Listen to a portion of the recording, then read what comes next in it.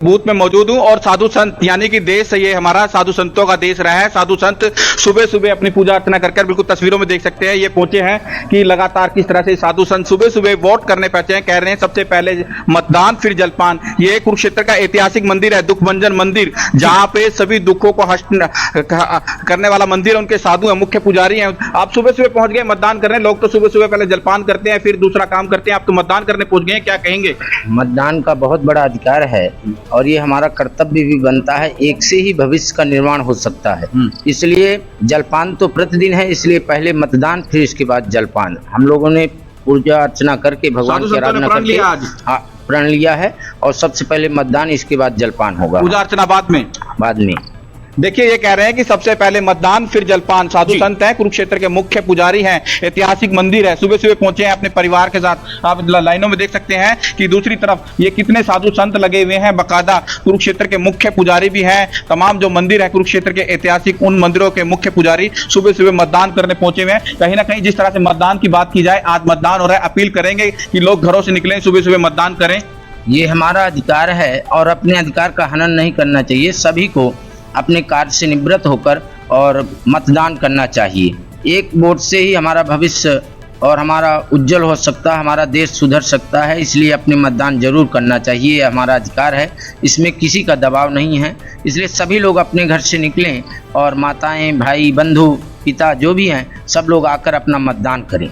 देखिए आप सुन सकते हैं कि कुरुक्षेत्र के मुख्य पुजारी सुशील शास्त्री, दुखभंजन मंदिर के मुख्य पुजारी कह रहे हैं कि सभी पहले मतदान करें फिर जलपान करें, क्योंकि लगातार सुबह सुबह का समय है। सुबह सुबह मेरे पीछे लाइनों में देख सकते हैं साधु संत एक दूसरे मंदिर के, ये कुरुक्षेत्र के मुख्य पुजारी हैं ये भी, और अखाड़ा परिषद से भी जुड़े रहे हैं। महाराज जी प्रणाम, नमस्कार। नमस्कार।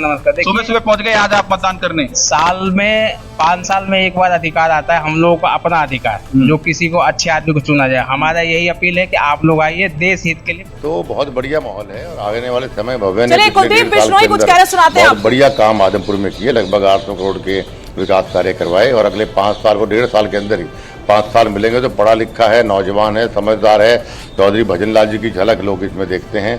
तो आने वाले 5 साल भी जबरदस्त काम करके आदमपुर को और बुलंदी तक पहुंचाएंगे। एक पूर्व मुख्यमंत्री के साथ मनमुटाव की खबरें चल रही थी, एक पूर्व मुख्यमंत्री के साथ मनमुटाव की खबरें चल रही थी। नहीं, मेरी तो किसी से मनमुटाव नहीं, हम तो सबसे बना के रखते हैं। चौधरी भजनलाल जी ने ये कहा कि सबसे बना के रखो। तो कुलदीप बिश्नोई, इनके बेटे भव्य बिश्नोई की किस्मत भी दांव पर लगी है। आज ईवीएम में कैद होगी इनकी किस्मत भी। जनता क्या फैसला करती है आदमपुर सीट पर, लेकिन इस बार एक तरफा मुकाबला नहीं है। क्या सपने हैं, क्या आगे काम करना रह गया है? देखिए सपने बहुत बड़े देखता हूँ मैं आदमपुर के भविष्य के। सबसे पहले तो मैं आपके माध्यम से आदमपुर की जनता का आभार व्यक्त करना चाहता हूँ कि मुझे आशीर्वाद देकर 1.5 साल पहले अपने जीवन का सबसे बड़ा सौभाग्य दिया था और इन 1.5 सालों के अंदर मैंने पूरी लगन के साथ इस इलाके की सेवा करने का प्रयास किया है। 800 करोड़ के विकास कार्य चल रहे हैं। तो सबसे पहले तो जो अधूरे काम रह गए थे, खालों से संबंधित, खेतों के मार्गों से संबंधित, रोजगार से संबंधित, ढाणियों बिजली से संबंधित, इनको तुरंत प्रभाव से पूरा करना चाहूँगा। इसके अलावा 2 से 3 बड़े प्रोजेक्ट मैं खेल विभाग से संबंधित और स्वास्थ्य विभाग से संबंधित मैं इम्प्लीमेंट करना चाहूँगा। किसान बहुत है यहाँ पे, तो उनके लिए आपके मन में क्या है, क्या योजनाएं लाएंगे, क्या आपकी तरफ से उनको आश्वासन मिलेगा? देखिए हरियाणा प्रदेश एक कृषि प्रधान प्रदेश है, अन्नदाता भगवान का रूप होता है। सबसे पहले तो मैं हमारी सरकार को बधाई भी देता हूँ कि हमारे किसान साथियों की मांगों का सम्मान करते हुए उनको पूरा करने का उन्होंने काम हमारी सरकार ने किया है। चाहे किसानों को मुआवजा देने की बात हो, चाहे सभी फसलों को MSP पर खरीदने की बात हो।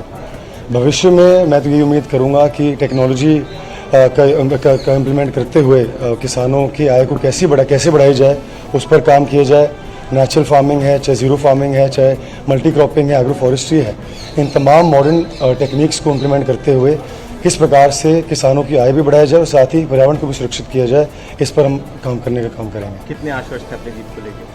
देखिए आदमपुर की जनता की जीत होगी और एक ऐतिहासिक जीत होगी। जैसे पिताजी ने भी कहा और हमेशा कहते भी हैं कि हम तो सिर्फ चेहरा प्रस्तुत करते हैं, चुनाव आदमपुर की जनता बनाम बाहरी ताकतों का होता है। हमेशा आदमपुर की जनता ही इस चुनाव को जीती है और इस बार भी यही होगा। आखिरी सवाल, किससे मुकाबला देखते हैं? कांग्रेस है, आम आदमी पार्टी है? कोई मुकाबला किसी से नहीं है। मैं ओवर कॉन्फिडेंस में नहीं कह रहा, कॉन्फिडेंस में कह रहा हूँ, क्योंकि पूरी लगन के साथ 1.5 साल में काम किया है और 56 साल का जो विश्वास चौधरी भजनलाल परिवार और आदमपुर जनता के बीच का रहा है, उसको मजबूती दिलाने का समय आ गया है। सारे उम्मीदवार सामने वाले बाहर के हैं, तो बहुत ही प्रचंड बहुमत के साथ हम लोग इस चुनाव को जीतेंगे। चलिए, दावे और वादों का दौर